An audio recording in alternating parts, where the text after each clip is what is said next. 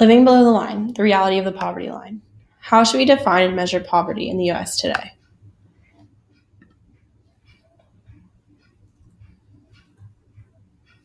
Lack of resources, like everyday resources, besides just monetary value or things like that. There's a certain income level, and if your family's income is below that, I guess you're below the poverty line. You're in poverty, living in poverty. We're like, I won't say poor, but like we're like low income like areas. They're like according to themselves, I guess.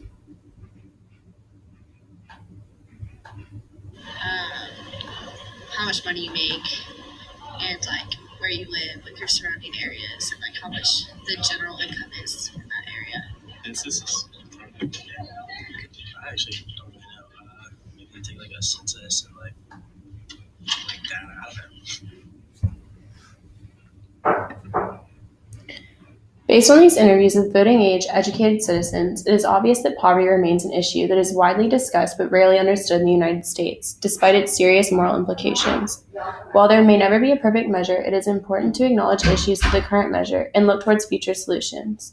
Therefore, we believe that today poverty should no longer be measured by the official poverty measure, but instead by the supplemental poverty measure as a temporary solution while a capability measurement is developed.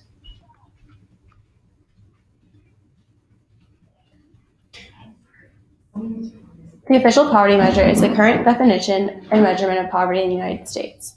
It is an absolute measure, which are thresholds for poverty lines that remain constant over time, developed by Molly Rorchansky of the Social Security Administration, that was adopted by the U.S. in the mid-1960s. The OPM measurement measures poverty through looking at two categories: the resources available to a household and a set threshold.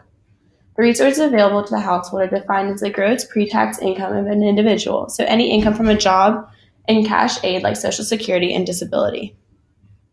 The poverty threshold set by the OPM is defined by 3 times the cost of a thrifty food basket. This was based on Rorchansky's research into what a not poor household spent on food and found that it was typically a third of their total budget. She then multiplied this by 3 to create the poverty threshold. This threshold has 2 adjustments, one for size of the household and the other is for the annual inflation adjustment. The OPM has remained unchanged with the exception of the inflation adjustment since its establishment in the late 1960s and therefore carries a series of problems. First, it is wildly outdated for modern society.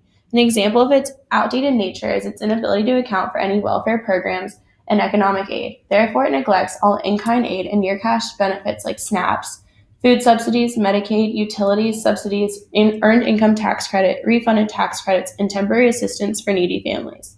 Without acknowledging the additional aid, the Census Bureau massively undercounts the economic resources available to households, according to Rector. The outdated nature is evident in its inability to account for modern households like cohabitating and non-married couples, which provides inaccurate measurements of poverty and ineffectively distributed resources. The OPM does not account for non-discretionary expenses like childcare and transportation necessary for maintaining a well-paying job. The OPM does not include geographic adjustments, so it doesn't evaluate the elevated living costs of urban life versus rural areas. The final issue with the OPM is its binary nature. You're either in poverty or not. It doesn't show the depth of poverty. To reiterate, we believe that today poverty should no longer be measured by the OPM, but instead by a supplemental poverty measure as a temporary solution while a capabilities measurement is developed. By this measure, we define poverty as experiencing social, economic, and material deprivation, preventing individuals from a life of well-being and human dignity. The supplemental poverty measure is a measurement developed as a supplement to the OPM.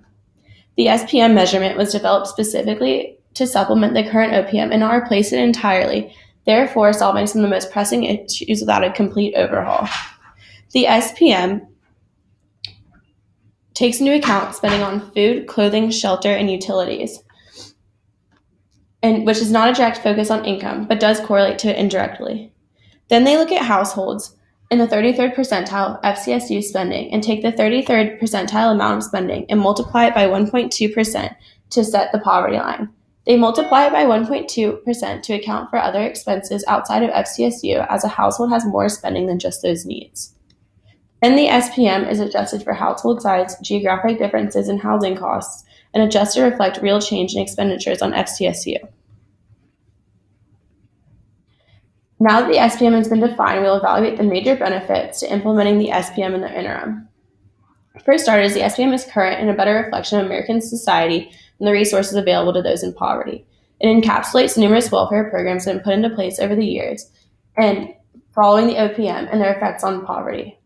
Beyond this, it more effectively distributes resources by accounting for changing household norms like cohabitation and child support. Its supplemental nature would only change the threshold of poverty, but not impact any of the policy matters, as the OPM would be utilized for allocation of welfare programs. The SPM provides a way to examine the effects of taxes and in-kind benefits on households and provides quantitative information on the welfare programs. For these reasons, the SPM should be implemented as a temporary measure of poverty in the U.S. However, we are aware of its downfalls.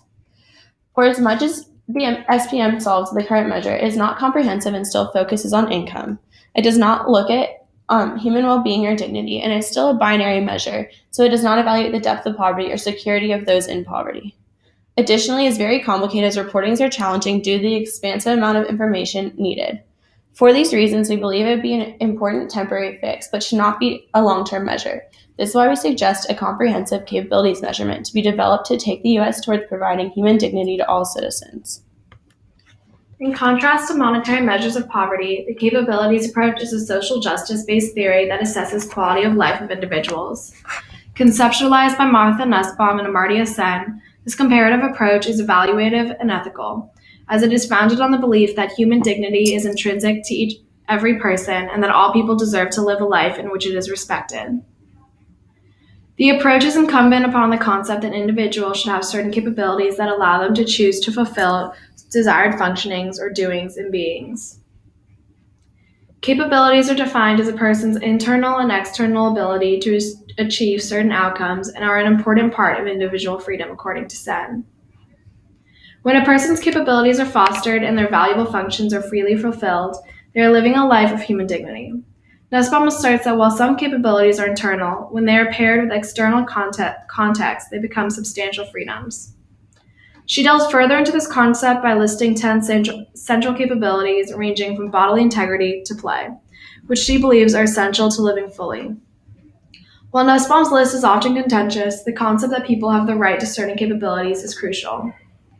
The capabilities approach is essential to the measurement of poverty in America. It is a more comprehensive measure of quality of life than the OPM and the SPM. It acknowledges that poverty is not just a matter of materialism, but an issue of lacking the freedom to choose the type of life one wants to lead. Contrary to Rector's argument, poverty cannot be measured solely in terms of amenities. Determining people's quality of life is nearly impossible if the only thing considered is what they have in their house. This outlook does not account for people's access to opportunities or their ability to live the lives they want to live. By recognizing this, institutions can develop policies and programs that foster capabilities such as more affordable healthcare programs, parks or recreational centers, and more accessible high-quality formal education. While programs such as these may seem dependent on income, they address capabilities that will allow for greater personal autonomy and growth. While the capabilities approach is more comprehensive and socially just than monetary measures, actually implementing it proves to be exceedingly difficult. Attempting to measure people's quality of life, while ideal in theory, is challenging in practice. Acknowledging this, the capabilities approach should be further developed as a concrete measure while the SPM is used as a temporary measure. Until the capabilities approach can actually be firmly applied in America, it is more rational to use the SPM, which is far more reaching than the OPM. Additionally, this approach is arguably idealistic as creating external context in which individuals are able to exercise all their capabilities is not only difficult but extremely unlikely.